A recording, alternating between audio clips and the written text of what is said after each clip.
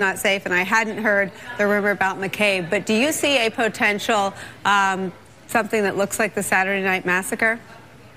Well, you certainly have to consider that possibility, Nicole. I mean, I think you're absolutely right. Adam Schiff has been growing increasingly frustrated in his public comments in recent days, right? And, you know, it's been for some time the House investigation has been sort of on the precipice, and Democrats really haven't had a say about when they would call witnesses. And now it really seems like the Republicans are driving towards a potentially a premature conclusion. You know, in terms of firing Mueller, obviously Rod Rosenstein right now is the only person who can fire Robert Mueller, and he said pretty clearly on the Hill the other day that he doesn't see any reason to do that. But of course, if Jeff Sessions goes and Donald Trump brings in another attorney general, that person would presumably take back over the supervision of the Russia investigation and could fire Mueller. Now, of course, that person would have to be confirmed by the Senate.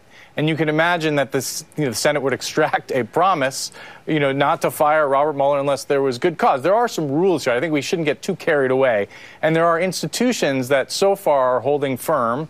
Rosenstein held firm on the Hill pretty much. Christopher Wray at the FBI, spoke, in support of the FBI. But absolutely, there's no doubt that the FBI is under attack by the president. It's fine for the president to disagree with how the FBI handled the Hillary Clinton email investigation, but by using words like disgrace and in tatters, he's essentially, casting aspersions on the entire law enforcement agency that he nominally leads. It's like he's forgotten that these people work for him in a sense, although perhaps, thankfully, not directly, Nicole. All right, Ken, let me show you something that may have gotten me a little worked up. Let me show you something from Sean Hannity last night comparing the FBI to Watergate. Bigger than Watergate? In so many different ways, it is. Sarah? It's more pervasive. Sarah? Yes, I think so, and I agree with Greg. Spying by the FBI, Justice Department, intelligence agencies on the political opponents of the administration of Barack Obama and Hillary Clinton. Bigger than Watergate by far. I say Watergate on steroids, human growth hormone overdoses. Crazier than my dog after her stroke? There is so much to say about that, but I'm going to kick it to Steve in a moment, but I will say, he was talking about the notion of useful idiots. Just watch that little piece of tape again and just think useless idiots. Well, no, I don't want it. Worse than useless. No. Worse than useless. I totally disagree with you because Sean Hannity, like in the Tour de France, the bikers in the front and then the guys right behind them like ride in their wind or whatever that's called. Right.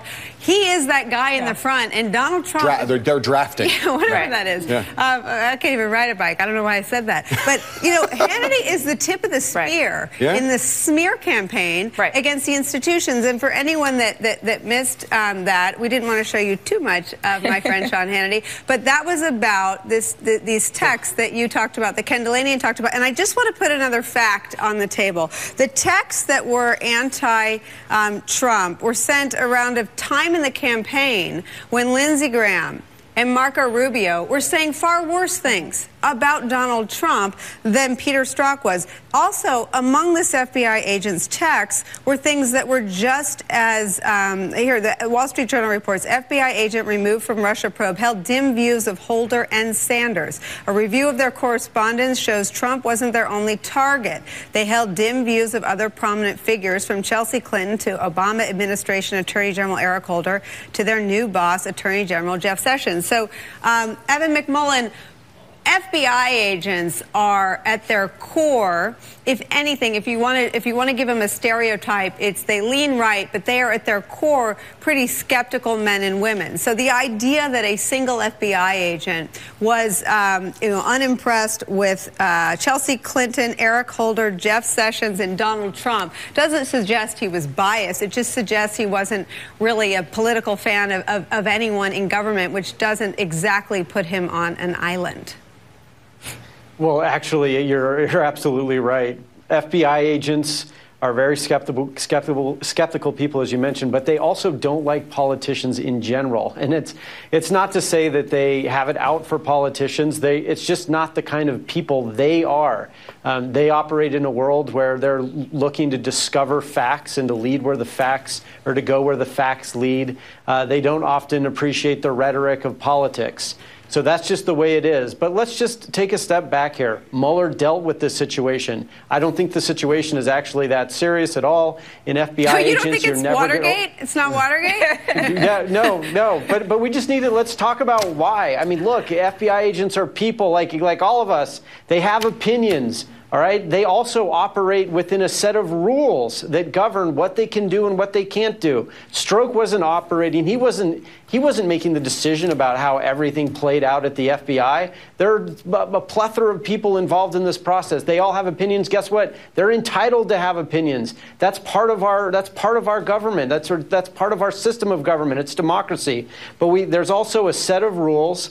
And as long as they operate in their official capacity within the context of that set of rules, they're fine. But I understand that in an abundance of caution, Mueller let him go. That's probably what he should have done. I support that decision. He did that, and that's exactly what these yahoos in the Republican conference in the House should expect of the kind of special counsel that they claim to want. And that's what happened. This is all politically motivated, obviously, and we need to be more vigilant than we've ever been or in quite some time. Steve. There's zero evidence that they acted inappropriately on the basis of those opinions. They're Americans. They get to have political opinions. They didn't abuse their badge. They didn't abuse their office.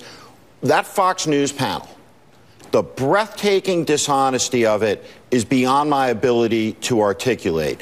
That is no longer a news organization.